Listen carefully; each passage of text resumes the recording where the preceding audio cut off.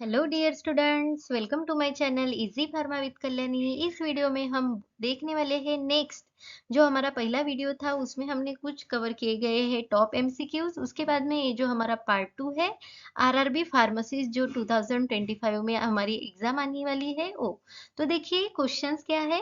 हॉसनर ratio refers to. तो आपने pharmaceutics में पढ़ा ही होगा हॉसनर रेशो। तो वो किससे रिलेटेड है? ऑप्शन है adhesion property of the material, second है रिलेटिव लुब्रिकेशन एबिलिटी, थर्ड है ratio of two polymers in API and last option is the compressibility. तो आपको जो है इसका आंसर क्या, अगर कौन सा ऑप्शन लगता है वो आपको कमेंट करके बताना है। तो देखिए आपके पास 10 सेकेंड है।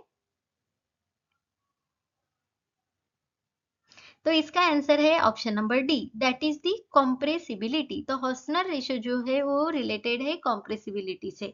सेकेंड क्वेश्चन है हमारा, the role of borax in cold cream. Cold cream में जो हम बोरैक्स यूज करते हैं तो उसका रोल क्या है? तो देखिए ऑप्शन क्या है, anti microbial agent, to provide the fine particles to polish skin, in situ emulsifier, micelle forming agent to dissolve the skin lipid. तो इसका भी आंसर अगर आपको पता है तो कमेंट करके बताना है कि कौन सा आंसर है करके। तो इसका आंसर है option number C, that is the in situ emulsifier. तो एज ए इमल्सिफायर करके यूज होता है हमारा borax in the cold cream. Next question है हमारा, which metabolic process is intermediate of phase 1 and phase 2 metabolic process। तो हमारी जो phase 1 और phase 2 metabolic process होती है तो उसमें intermediate कौन सी मेटाबॉलिक प्रोसेस है वो यहाँ आपको पूछा गया है। तो ऑप्शन देखिए, glucuronide conjugation, acetylation, methylation and the glycine conjugation. इसका भी आंसर अगर आपको पता है तो वो आपको कमेंट करके बताना है।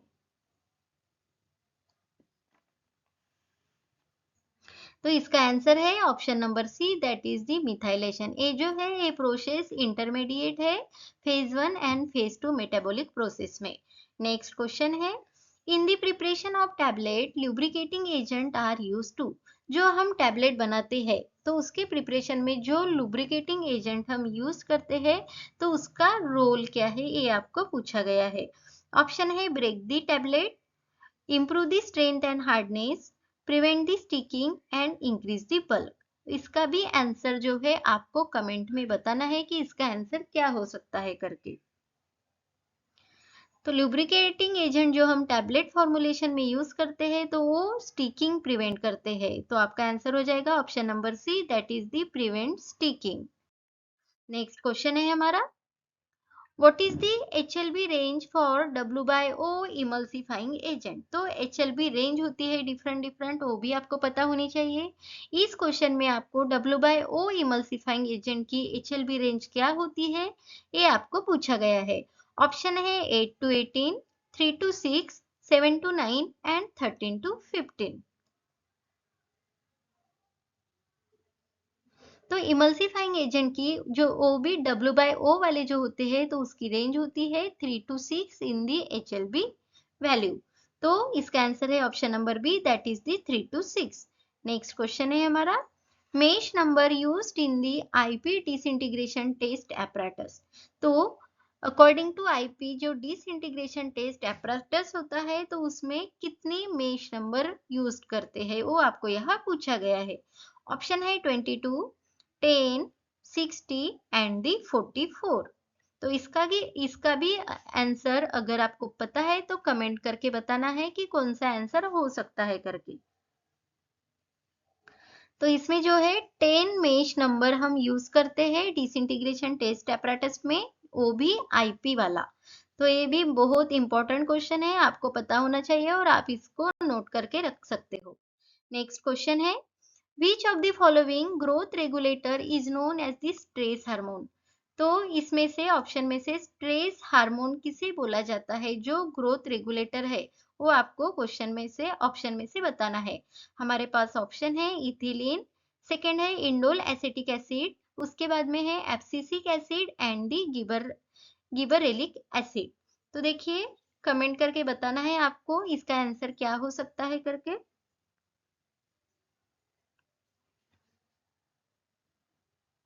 तो इसका आंसर है option number C, that is the abscisic acid, जो as a growth regulator use होता है, जिसे स्ट्रेस हार्मोन भी बोलते हैं। नेक्स्ट क्वेश्चन देखिए, disintegration time for sugar coated tablet. तो शुगर कोटेड टैबलेट जो होती है, तो उसका डिसइंटीग्रेशन टाइम आपको यहाँ पूछा गया है।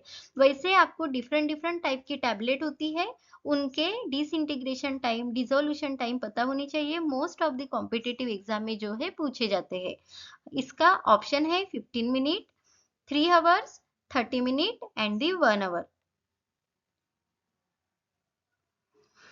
तो जो शुगर कोटेड टैबलेट होती है, उसके डिसइंटीग्रेशन टाइम होता है 1 hour, that is the option number D. Next question है, the other name for cold cream. Cold cream होती है, तो उसका अनदर नेम है, तो वो आपको यहाँ पूछा गया है। ऑप्शन में है day cream, cleansing cream, foundation cream and the hand cream. इसका भी कौन सा आंसर हो सकता है? अगर आपको लगता है तो कमेंट करके जरूर बताइए। तो कोल्ड क्रीम जो होती है, कोल्ड क्रीम को क्लींजिंग क्रीम भी बोला जाता है। तो हमारा आंसर हो जाएगा option number B, that is the cleansing cream. Next question है, drug distribution is not depend on. हमारे बॉडी में जो ड्रग डिस्ट्रीब्यूट होता है, तो वो कौन से ऑप्शन में डिपेंड नहीं होता? ऑप्शन है pKa value of drug, plasma protein binding, lipid solubility and the dose of the drug. तो ड्रग डिस्ट्रीब्यूशन जो प्रोसेस होती है, वो डोज ऑफ द ड्रग पे डिपेंड नहीं होती। तो हमारा आंसर हो जाएगा option number D, that is the dose of the drug. Next question है, pyrogen test is usually one in which of the following species.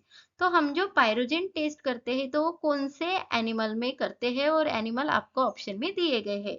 Option में है rabbit, human, mice and the rat. तो हम जो pyrogen test है, वो कौन से एनिमल में परफॉर्म करते हैं? तो इसका आंसर है option number A, that is the rabbit. Next question है, bloom strength is use to check the quality of.